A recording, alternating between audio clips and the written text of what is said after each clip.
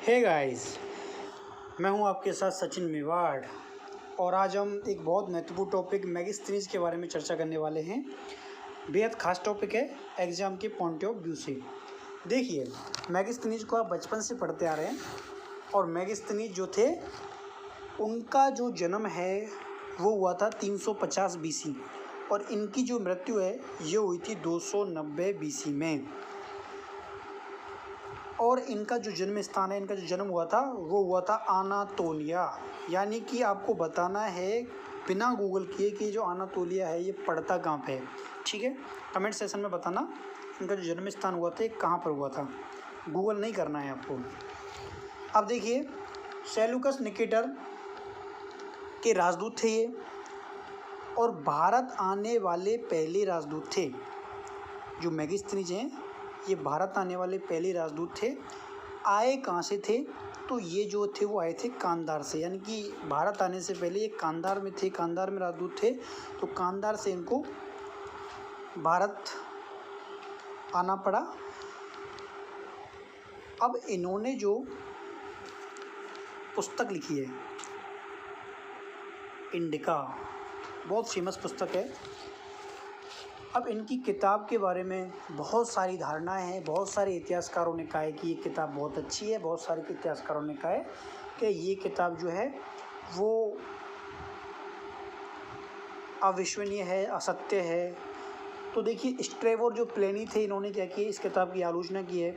Strabo ने कहा है कि भाई ये जो किताब है वो असत्य है, इस पर विश्वास नहीं किया जा सकता, इसमें जो विवरण दिए हुए हैं वे असत्य हैं। अब देखिए आगे, लेकिन एरियन जो थे इन्होंने इनकी जो किताब है उसका समर्थन किया है और इसे विश्वसनीय माना है। अब मैगस्थनीज ने अपनी किताब में भारत को जो है वो समचतुर्भुज बताया है और 58 नदियों का उल्लेख इन्होंने अपनी किताब में किया है कि भारत में जो है वो उस समय, जिस समय ये थे भारत में, तो 58 नदियाँ थीं। अब उनमें कुछ इम्पोर्टेंट देखिए, गंगा को इन्होंने सबसे पवित्र नदी बताया है। उसके बाद सिलास, स्वात, गोमल। ठीक है, तो सिलास नदी के बारे में इन्होंने काफ़ी लिखा है। देखिए, सिलास नदी जो है वो खोतान नदी से उसकी तुलना की गई है और इसके बारे में कहा गया है कि ये जो नदी है उसमें कोई वस्तु डूब नहीं सकती, ना ही कोई चीज़ इसमें तैर सकती है। आगे इन्होंने लिखा है कि जो पाटलिपुत्र है वो उस समय का सबसे सुंदर शहर था। पाटलिपुत्र यानी कि पटना, और सबसे बड़ा भी था। पाटलिपुत्र जो था उसके प्रबंधन के लिए सदस्यों की संख्या जो थी वो 30 थी। 30 सदस्य जो थे इसके प्रबंधन में लगाए हुए थे उस समय। इन्होंने चंद्रगुप्त मौर्य के समकक्ष के बारे में कहा है कि उस समय जो राजा होता था वो केवल युद्ध के लिए निकलता था, न्याय के लिए निकलता था, शिकार के लिए निकलता था और यज्ञ हेतु निकलता था। केवल कुछ गिने चुने कामों के लिए ही राजा अपने महल से बाहर आता था, यानी कि युद्ध हुआ, न्याय करना हुआ, शिकार हुआ और यज्ञ हुआ, तो इन चीज़ों के लिए ही राजा अपने महल से बाहर निकलता था। अन्यथा बेहद कम स्थितियों में ही वो अपने महल से बाहर निकलता था। तो इन्होंने काफ़ी चंद्रगुप्त मौर्य के बारे में पूरी शासन व्यवस्था जो है, पूरी जो राजतंत्रात्मक व्यवस्था है, उस समय की जो लोगों की स्थिति है, उसका पूरा विवरण इन्होंने अपनी किताब में दिया है। इन्होंने चंद्रगुप्त की जो महल है उसको अन्य राज्यों की तुलना में श्रेष्ठ बताया है कि भाई कि जो इन्होंने कहा था कि मैंने इतनी जगह पे जाके घूमा हूँ, इतनी राजाओं के जो इतने महल हैं वो सब देखें, लेकिन चंद्रगुप्त मौर्य का जो महल था ऐसा महल मैंने कहीं नहीं देखा। ये बताते हैं कि जो चंद्रगुप्त मौर्य के जो महल थे उसके जो स्तंभ थे उन पर सोने की बेली और चांदी के पक्षियों की सजावट का उल्लेख ही अपनी किताब में करते हैं। इन्होंने ये भी लिखा है कि चंद्रगुप्त की जो रक्षा है उसके लिए महिला अंगरक्षक नियुक्त कर रखी थी चंद्रगुप्त मौर्य ने। बताते हैं कि जो इनकी जो अंगरक्षक के रूप में, ऐसा नहीं कि हमेशा महिलाएं रहती थी, लेकिन कुछ महिलाएं भी नियुक्त कर रखी थी जो महल के अंदर अक्सर इनको सुरक्षा प्रदान करती थी। कारण क्या था ऐसा? इनको कारण ये था कि चंद्रगुप्त मौर्य को अपनी मृत्यु का भय था। इस संबंध में इन्होंने कहा है कि इतना भय था कि वो 2 दिन से ज़्यादा एक कमरे में नहीं सोते थे। तो देखिए, इसीलिए उन्होंने महिलाओं को अंगरक्षक नियुक्त किया था, ताकि महल के अंदर किसी पुरुष या कोई जो बाहरी आदमी है जिस पर विश्वास ना किया जा सके, तो ऐसा प्रवेश ना कर पाए। इसीलिए महिला अंगरक्षक की इन्होंने बात कही है। अब देखिए, इन्होंने अपनी किताब में एक और विवरण दिया है कि चंद्रगुप्त जब भी महल से बाहर जाता था तो रास्ते के दोनों ओर रस्सी लगा दी जाती थी। यानी कि जब वो जाते थे अपने हाथी पर बैठकर, तो जो रास्ता होता है उसमें दोनों तरफ रस्सियां लगा दी जाती थी। क्यों लगा दी जाती थी?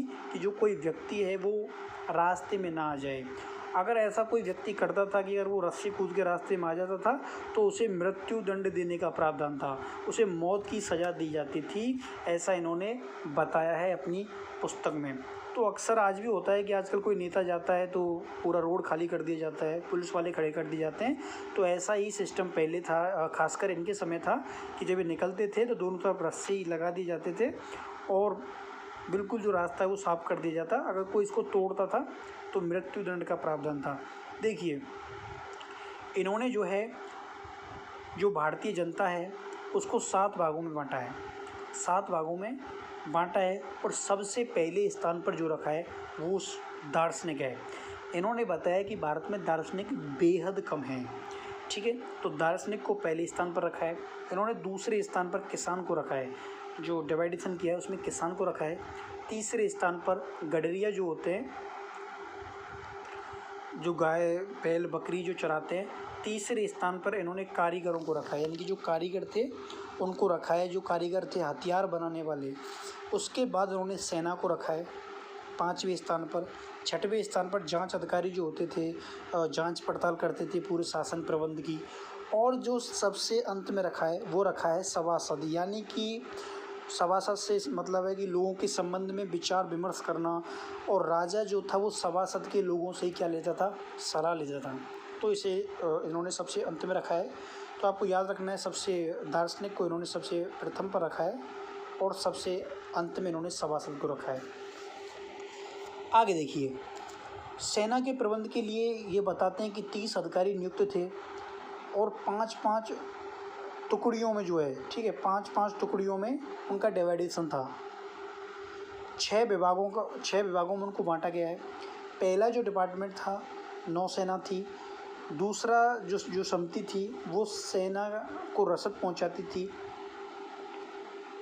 और अगला जो था वो परिवहन था। और उसके बाद जो अगली समिति थी वो घुड़सवार थी, घुड़सवार का काम देखती थी। और जो अगली समिति थी वो युद्ध के रथों को देखती थी। और अगली जो समिति थी वो युद्ध के हाथियों को देखती थी। तो उन्होंने 5-5 टुकड़ियों में इनको बांटा है। नौसेना, सेना को रसद पहुंचाना, परिवहन, घुड़सवार, युद्ध रथ और हाथियों के संबंध में इन्होंने लिखा है। देखिए, इन्होंने कुछ अजीब गरीब विवरण भी दिए हैं। इन्होंने कहा है कि भारत में चींटियाँ जो हैं वो सोना खोदती थी। ये इन्होंने विवरण दिया है अपनी पुस्तक में। जो भारत है, यहाँ की जो चींटियाँ हैं ये सोना खोदती हैं। भारत में अकाल नहीं पड़ता। इन्होंने अपनी किताब में बताया है कि जो भारत है यहाँ पे अकाल नहीं पड़ता। उसके बाद लिखा है कि यहाँ पे दास प्रथा नहीं है। और एक और इन्होंने विवरण दिया कि जो भारतीय हैं वो अपने देश को छोड़कर कहीं बाहर नहीं जाते। ठीक है, ये सारी बातें जो हैं वो मैगस्ट्रीन ने अपनी पुस्तक में लिखी हैं। और सबसे महत्वपूर्ण जो अंत में जोड़ा है इन्होंने कि भारतीय जो है वो किसी पर आक्रमण नहीं करते। तो पहले से आक्रमण नहीं करते। बहुत कम इतिहास में आपको ऐसा मिलेगा कि भारतीयों ने पहले से कहीं बाहर जाके आक्रमण किया हो। तो ये था इस वीडियो का एनालिसिस। मुझे उम्मीद है आपको पसंद आया होगा और कुछ समझने में मदद मिली होगी। आपके जैसे भी विचार हैं कमेंट सेक्शन में ज़रूर बताना। थैंक यू, धन्यवाद, बाय बाय।